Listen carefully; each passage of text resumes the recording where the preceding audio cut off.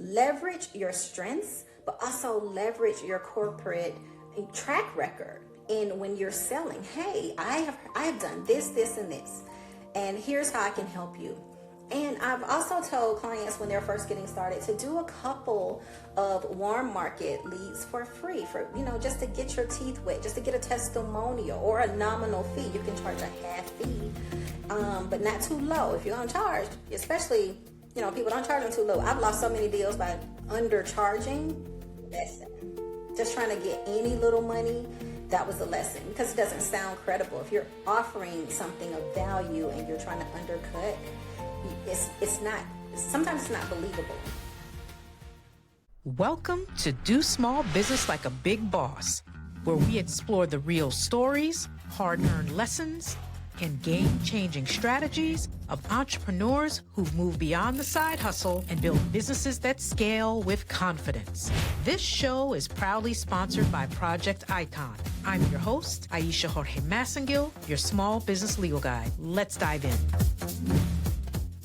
Hey bosses, welcome to the latest edition of Do Small Business Like a Big Boss. I am your host, Aisha Jorge Massengill, your small business legal guide. And today, I am excited to welcome Shan Thomas to the show. Shan is a business strategist and owner of multiple businesses who helps professional service owners get their lives back while making money and maintaining their peace. Welcome, Shan. Thank you. Thank you, Aisha, for having me. Well, I always have this plan about tell me where it started, blah, blah, blah. But I'm going to come back to that later. Right now, I just want to know, you have what I understand to be 3 different businesses going on at the same time. What's a day like for you when you're trying to effectively manage all of these endeavors? Well, it's all together. So I don't consider it to be separate businesses. One of the businesses that it looks like it's a business on LinkedIn is my event. So in Atlanta, orchestrated and started a movement called Entrepreneur Her. Entrepreneur Her was something that I did after networking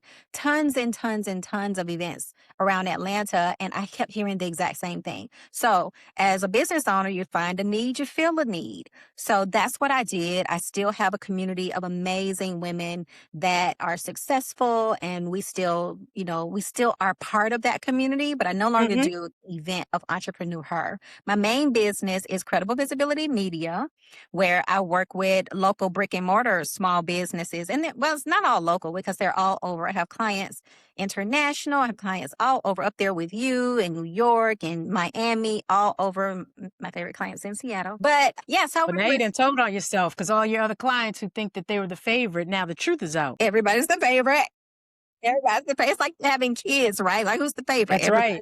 Everybody's the favorite. But I have a client in Seattle that has a special part of my heart because she's changed my life. She's my life coach as well as a client. And I literally have been highly impacted by her and her work, which I did not believe in the beginning. But she came to me. People come to me to make money. Right? I have a specialty of making sure that you focus on the thing that matters first, which is revenue and profit. And my business has evolved over the years based on that one fact. So that's what I'm doing right now. I am going to start back up with doing some events, but for the most part, all of it's encompassed under the one umbrella of the media company. Okay, awesome. So, but you also did have this corporate career that you were in logistics and supply chain, some other things. Tell me about what caused you to make that leap into entrepreneurship. I never, ever wanted to be an entrepreneur. Why? It's because if you don't kill, you don't eat. And I wanted to eat every day. So I grew up in the era, I'm Gen X. So I grew up in an era, right? I grew up in an era where you were told what to do and you did what you were told. That's no longer the case these days, but I grew up in the era where we were told, I'm in Atlanta, I'm a true ATLian. And all of my teachers, I'm a product of Atlanta Public Schools. All of my teachers were HBCU graduates, and they cared deeply about us. So in growing up in this environment, in the start of the civil rights movement, Martin Luther King, all the history that we had in growing up in the 80s and 90s, I knew who I was. I know every Langston Hughes poem ever written. I was very, very familiar with Maya Angelou and Pearl Cleage and all the things because it's in our culture, right? So all of my teachers told me, go to school, get good grades. And then once you finish high school, top of class, you go to college and you finish college so you can come out, you can get a good government job. And that was the model. So I did what they told me. I went to school, I got my degree, and I started the corporate climb. And my intent, because the way that we chose careers, coming from a poor background, the way that we chose careers is we chose careers that were going to be based on how much they would pay. So everybody in my class came out and we were going to be teachers, we were going to be doctors, we were going to be attorneys. I wanted to go into computer technology because that was up and coming when I graduated in 1992. So I was going to go into computer technology. But I had a problem. I had a problem getting into college. However, once I did get in, I had already started my corporate climb because I was able to go and I'm smart. So I was able to go and get an entry level position that paid me very, very well. And those transferable skills allowed me to climb into different Fortune 500 companies. Like I've worked for Deloitte and Touche. I've worked for Time Warner. I've worked for big companies that, were the dream jobs in entry level positions while I was in school. I figured out a way to go to school. So I got the dream job of working with Sprint in technology. It was dreamy. And then guess what happened? They done laid you off. What happened?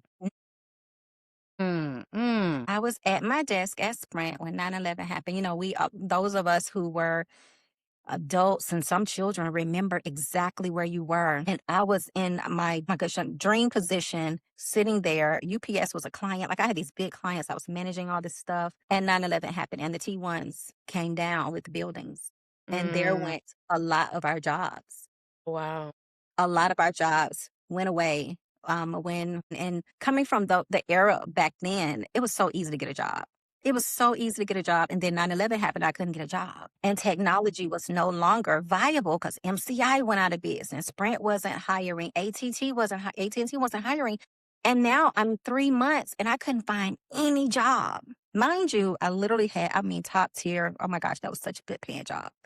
I had to take a job, any job, because I had kids to raise, newly divorced, kids to raise, and I had to take any job. And I ended up back at an entry-level position as a secretary temporarily for a warehouse. And I wowed them, of course, being the astute worker that I am. I wowed them and was able to, again, start that ascension.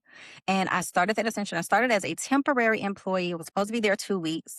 And I wowed them to the point where they were like, we're going to find a position for you. And they moved me around that warehouse until I was stable in the transportation. I was his executive assistant to the transportation coordinator. And every time he got a promotion, he let me take his previous position. So as he climbed, I was able to climb. And that's how I became an executive inside of logistics. And, for the folks listening, one of the keys to success in corporate America is finding that rabbi, that person who is going to support you and knock doors down and open and shepherd you. As a New Yorker, anytime that someone talks about 9/11, it's a very sobering, deep thing. And I want to just take a moment to pause and say, shout out to my man's Todd Isaac, who we lost in the towers, who worked for Cantor Fitzgerald.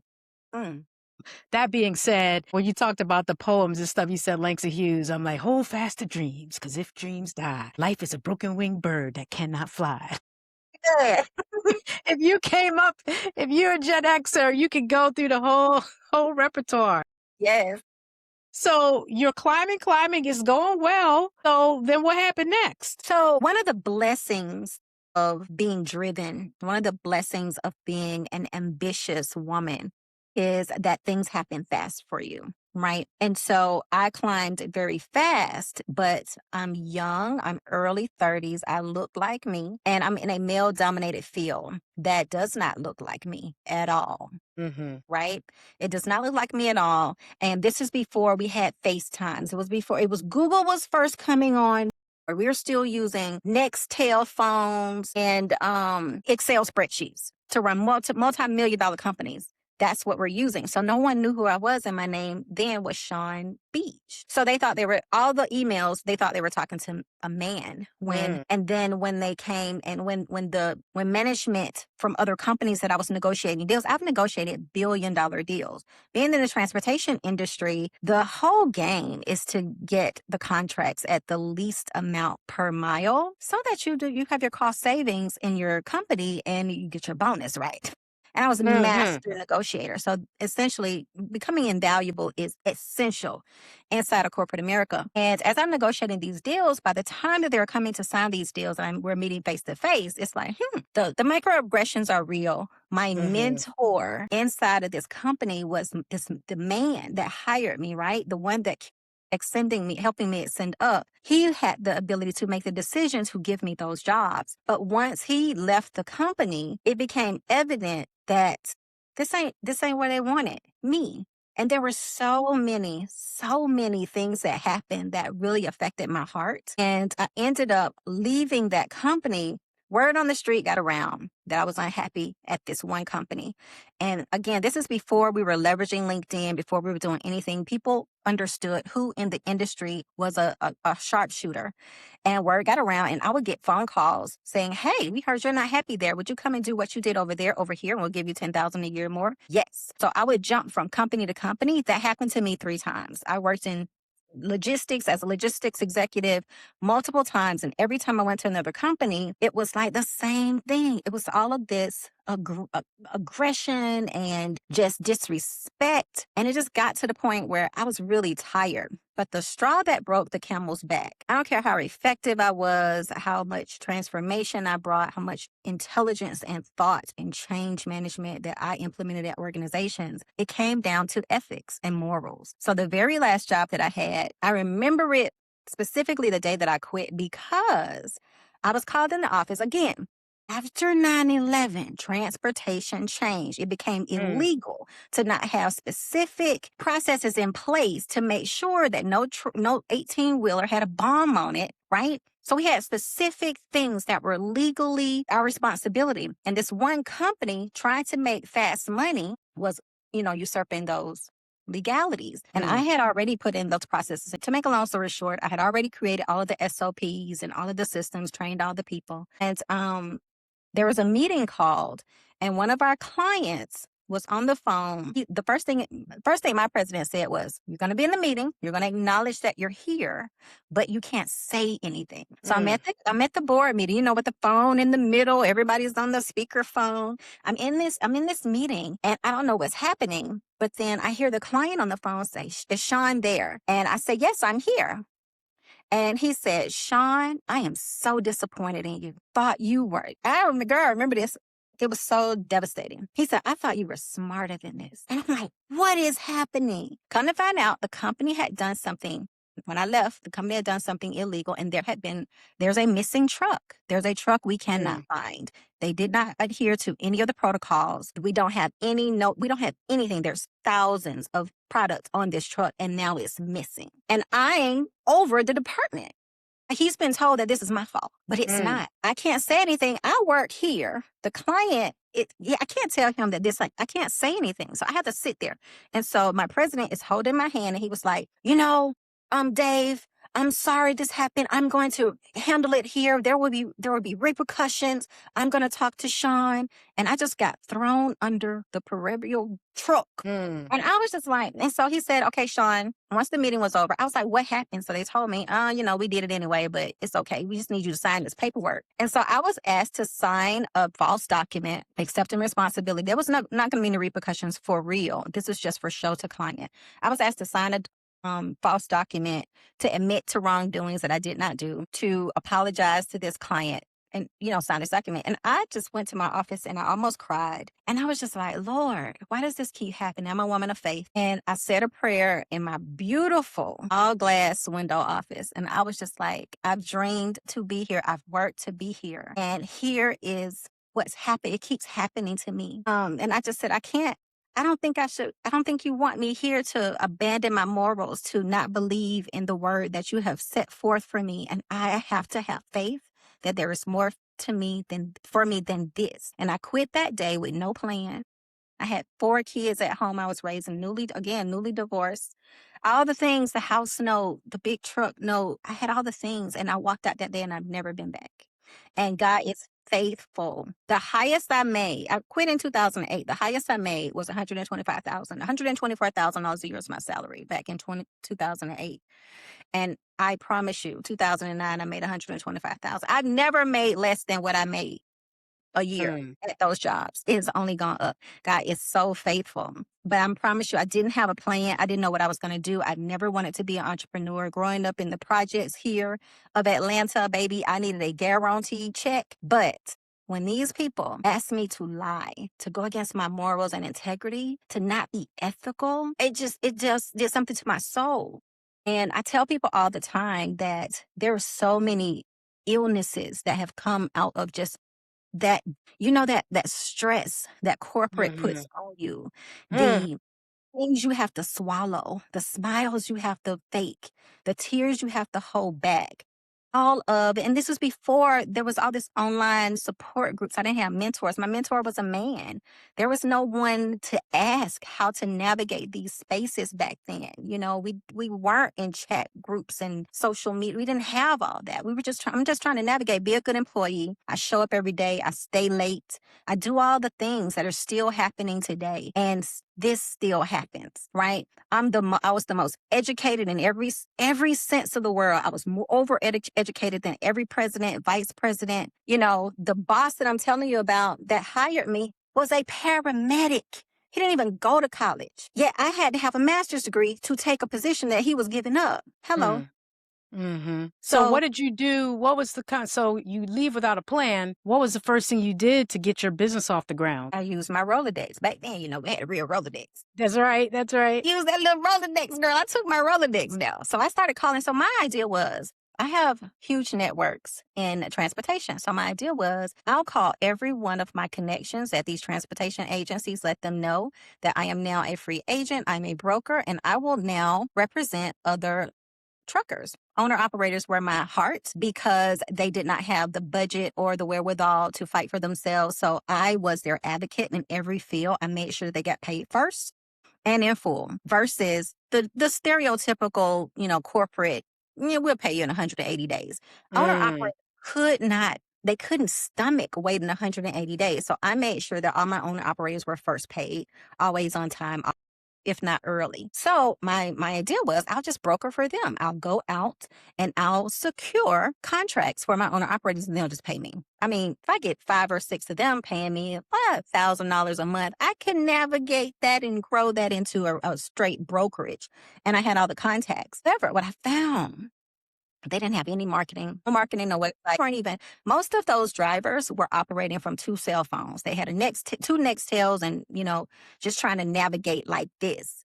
And I was like, wow, this is crazy. You guys are not even ready. I can't even promote you appropriately because you don't have any infrastructure for me to go and sell for you. I'm an excellent salesperson. I could have negotiated all their deals and just, that would have been an ideal business for me. But they didn't have it. And so that's how I got into marketing. I was like, I have to create marketing for these men. But I also found out once I left, they lost a lot of money because nobody was going to take care of them the way that I took care of them and made sure that they got paid on time. They were now subjected to the 180-day corporate game that they pay. Corporate doesn't, it's just a game to pay to make sure that you have all of your money in your account as long as possible.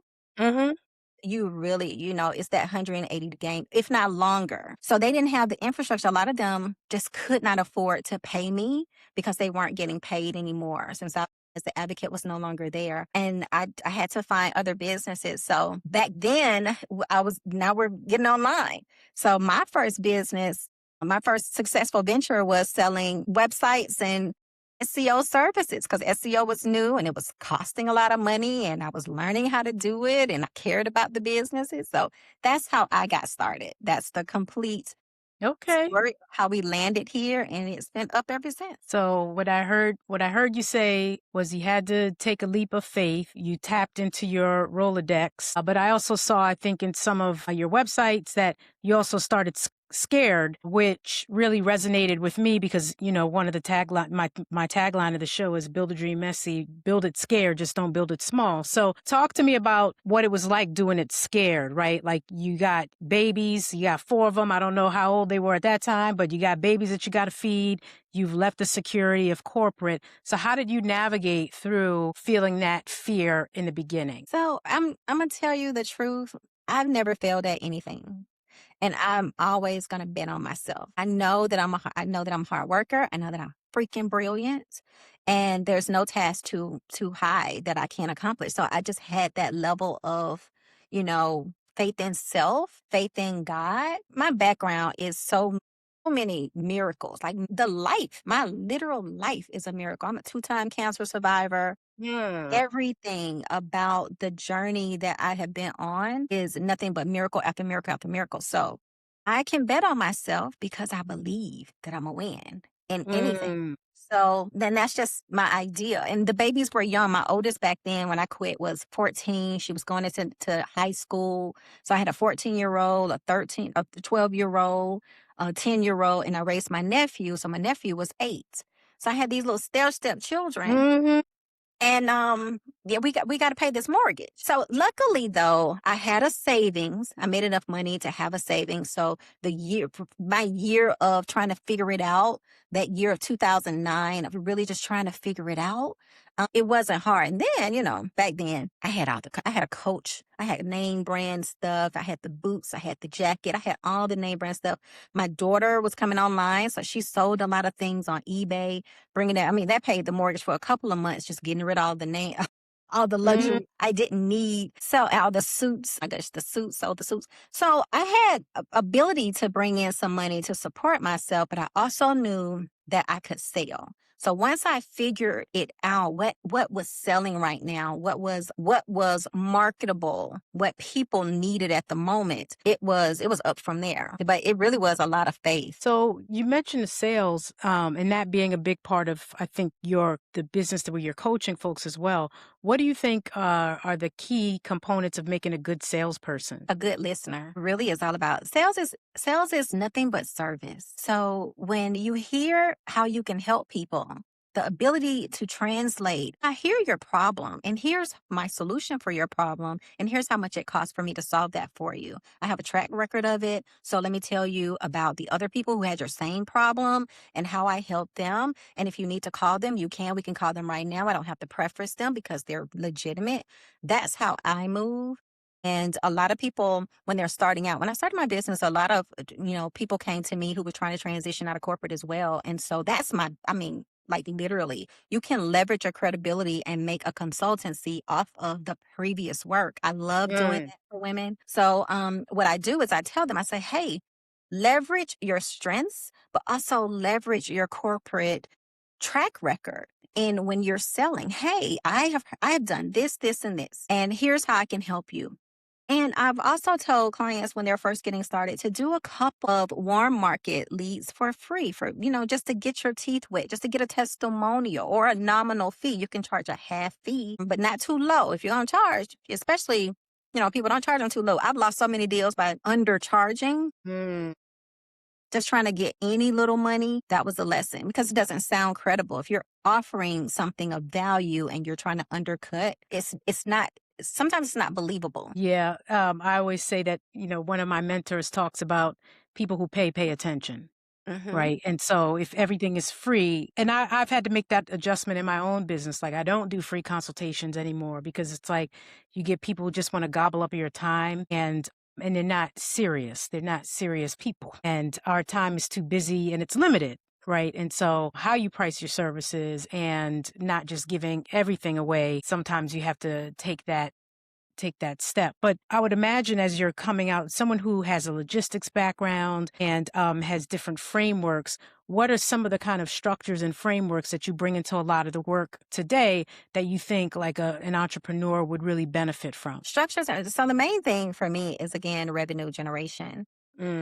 Most times, the main focus that when I work with clients is what's your profit strategy? Like what's for sale and why is it for sale? And then what is the the elevation. In the online market, they talk about funnels. Well, we've been doing that in the small business world forever. Like, what's our primary offer? What's our secondary offer? What's our low end offer that if you can't afford any of these things, we can at least do this for you. So for example, have a landscaper who, yes, he can build retaining walls. He can completely redo and redesign everything, build you a fountain in the front yard. But that's his primary offer. That's the thing that he loves to do. But at the end of the day, if all you want him to do is cut the grass, we got you that too. So we have tiers of service offerings. And I think that every business should have levels and tiers so that you literally don't lose any money. You can come, and for me, my high tiered offer is for me to literally become your strategist. Come into your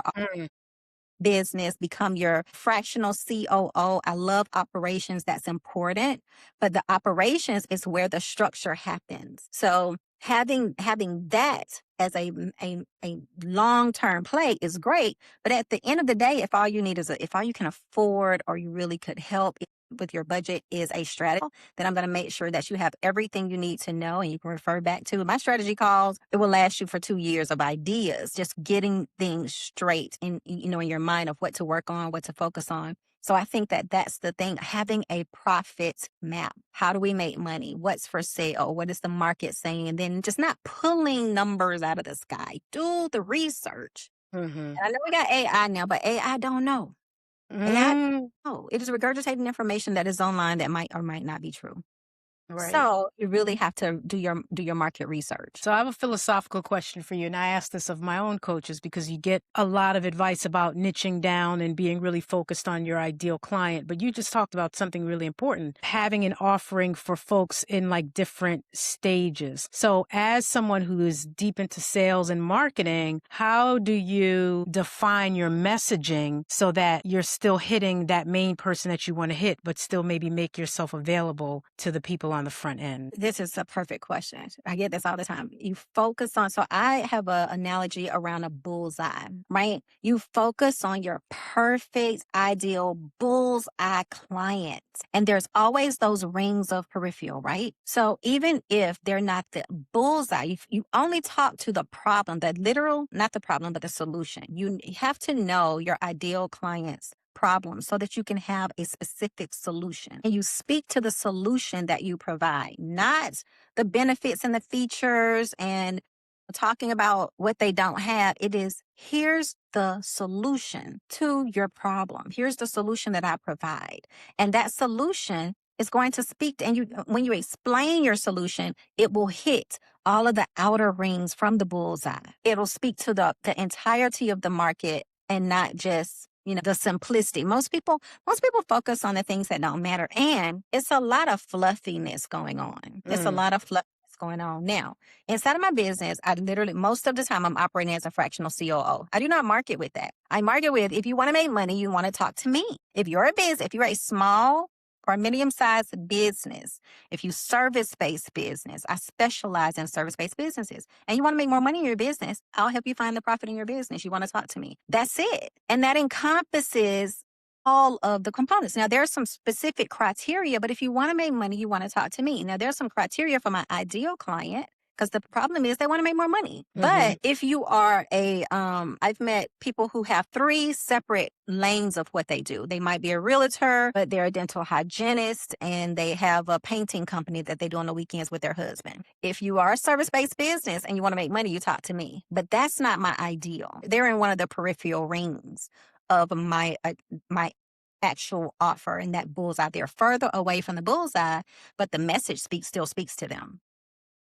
Does that make sense? Yes. And so it triggers me to something else that I've seen you talk about, the idea of clarity and confidence. How are some of the ways that you help entrepreneurs who are struggling with getting the clarity and the confidence that they need, particularly around this area of how they're speaking to their ideal client or customer? How do you work through that with them? Oh my goodness. Oh, you're so good. I had this process. So credible visibility came about because that's what people needed. It's like you're already credible in your field. I only work with people who have been in business for at least 3 years, not the newbies. You've been in business 3 years, or you have experience in doing what you want to do as a consultant for multiple years, right? Because you got what? Track record, and you have receipts.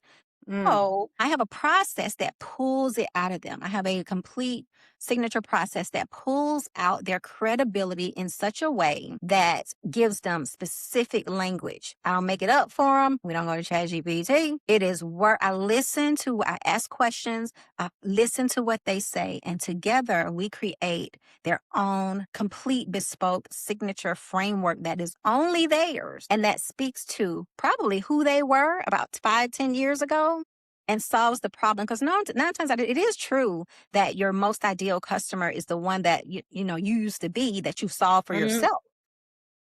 Right. And I mean, together, I have this 3x3 framework. Believe that, I'm faith-based, so 3 is an important number, but it's easy to remember. Like when you have a 5-tiered, 7-step, 17-step, no, we got a 3x3 and you can remember it. But it gives my clients a level of specificity that separates them in the market. And it actually makes them feel confident because it's their words. It's their word. And a lot of us, especially us ambitious, really, really high visionary women specifically, I work with a few good men, but women specifically, it's like we so discount our receipts.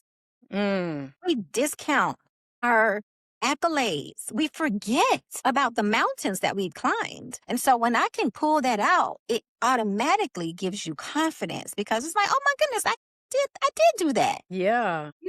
Whereas I'm telling you for sure, the men, I don't have this problem with. They're amazing just because they're amazing. Yes, that is true. Not that they're amazing because they're amazing, but that's a mental block, I think, that That's a what lot of women have. So you just shared with me kind of some of the inputs in your process. On the back end, how does somebody know that their offer is positioned right or wrong? If you're just starting to build an offer, some of it is like, hey, you got to have patience to let it cook. But at what point are you like, ooh, nobody's eating what you're cooking? Like your cooking is no good. There's so much generic. It's just too much generalities. My thing is, I tell clients to do this thing called a brain dump, right? First of all of your strengths, right? In corporate, we do the SWOT analysis and they tell you, you go to the yearly review and it's like, oh, list all your weaknesses and all your strengths. And always the strengths are shorter than the weaknesses. And we got to work on our weaknesses. I say, forget everything but your strengths. Don't work on any. Focus on your strengths. Focus only on your strengths. I call them in my process our tags, our talents, our assets, our gifts, and our strengths, right? Focus on your strengths. Take a list. Other things. Go back to kindergarten. Because what I found is, the thing that we were in trouble with, the things that, we got chastised for as children are literally the things that would propel us as adults. The one thing I got in trouble for as a kid is reading too much. But read by 3 lights. I was always buried in a book. I wanted to know everything about everything. If I found anything, and then we had to be, by Harry's readers in Atlanta with all these HBCU teachers. But I divulged information. And back then we had to go to the library. So those are the kind of things that intrigued me as a kid and I got in trouble with. Well, that's what I do now. I'm a consummate researcher. There's probably no question my clients can ask me about anything that I don't even know about or familiar with, or we'll go find it out and tell you tomorrow, right? That's innate. So actually make a list of everything that you're great of, every award, every certificate, my clients normally forget the magazines they've been in, the newspaper articles that has been written about them, the certifications that they've gotten, the awards that they won at work.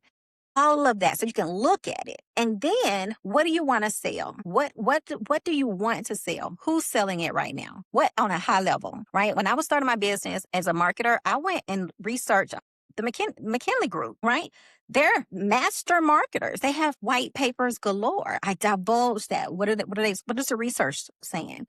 I looked at the Pew Research, right? I'm subscribed to all of the big corporate newsletters. Their boardrooms are open. There is no real information. All the statistics, all the research and development is open for us to go and divulge. Not, ChatGPT. Not if you're going to use it well, but I would go to the source. The people who are spending millions of dollars in research and development, the people who have the statistics to say that what's working right now, what has worked, where the market is going. I start there. And then you find out what's being sold for how much. And then you know, pricing is based on the confidence that you have in your sale, right? So pricing is always going to be subjective. If you have a $5,000 offer, but your heart palpitates when you even say that something costs $5,000, you're not ready because it's not going to come off as confident. So your heart has to be ready. And, you know, if $1,000 feels good and warm and fuzzy for you, charge $1,000. Do it for 3 times, get great results, have testimonials, then you double the pricing. You know, when people are unconfident in their offer, especially after we work together, it's like nothing, we don't charge anything less than $1,000. I mean, it's $1,000 to walk outside in Atlanta. You need $1,000 to go. So that's marketable. We're going to come up with an offer that's at least 4 figures, and we'll walk our way up.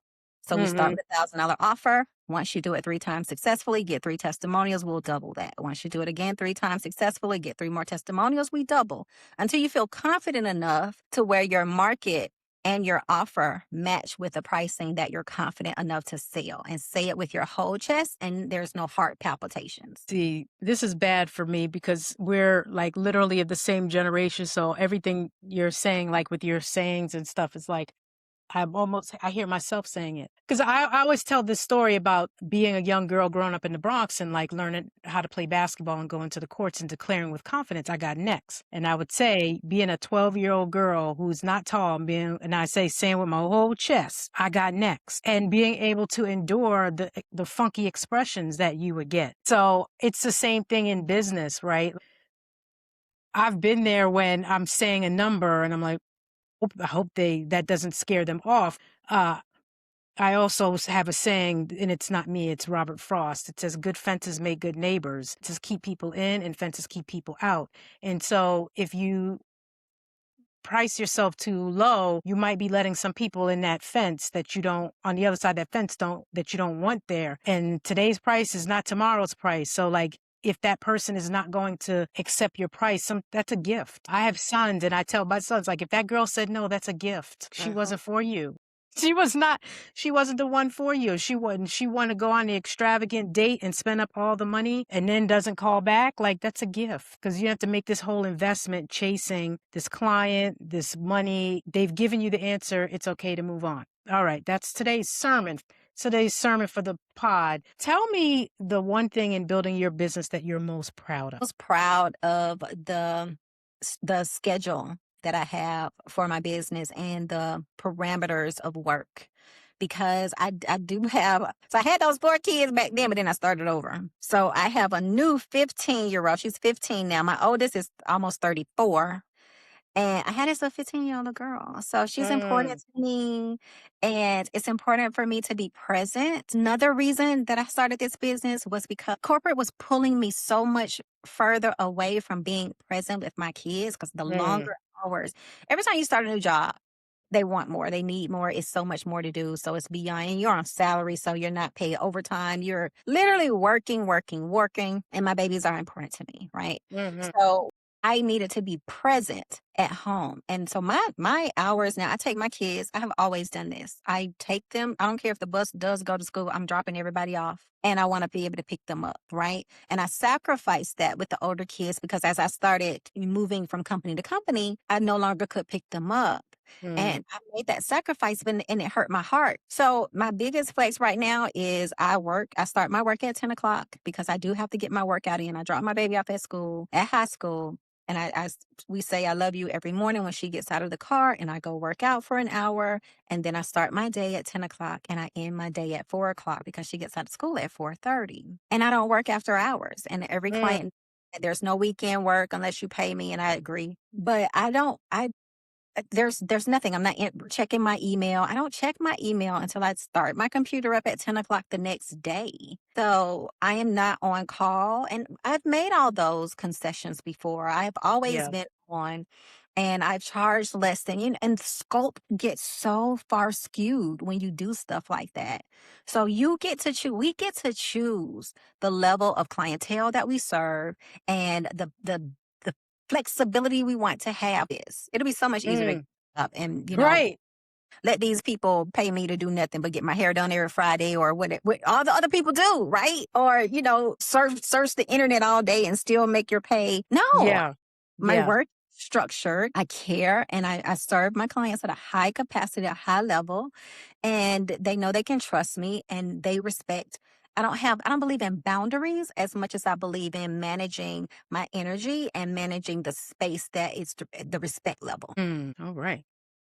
I Yeah. love that. My thing is, in addition to working out, I have a lake in my town that I walk every day, and it helps me set my mind for the day on what my priorities are and what I want to think about. And I get do some of my best thinking there, and that's just super important to me. All right, Sean, we're gonna get you out in the last couple questions here. I ask all my guests the same question. When you hear the phrase, do small business like a big boss, what does it mean to you? It matches my phrase.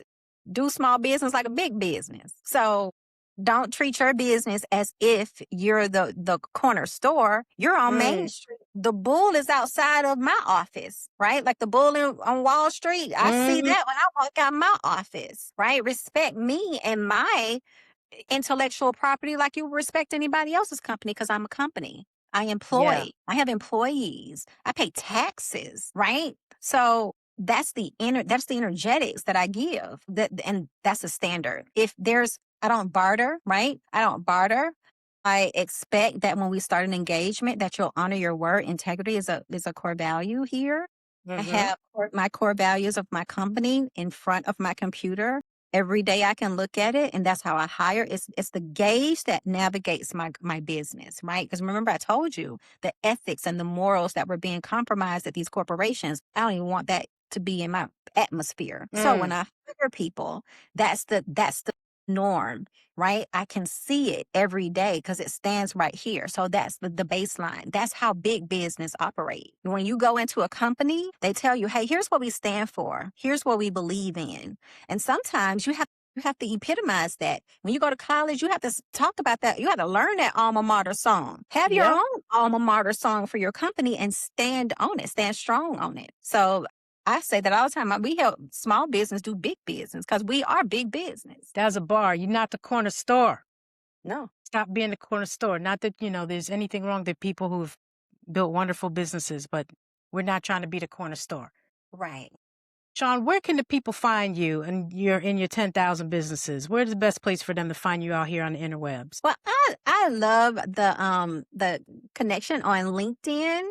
So on LinkedIn, I am Shan Thomas Biz on LinkedIn. I'm on other platforms, but that is where my business resides for right now. I'm trying to figure out all these other social media platforms, but right now LinkedIn. So I'm Shan Thomas Biz on LinkedIn. Awesome. Well, thank you so much for your time and your talents today. This has been a phenomenal conversation. Have appreciated getting to know you a little bit. Thank you. This was so fun. All right, bosses. That's all we have time for today. If you've got any value from today's episode, please don't forget to like, rate, and subscribe because it really helps the pod grow. And until next time, just remember, build the dream messy, build the dream scared, but just don't build it small. We'll see you next time.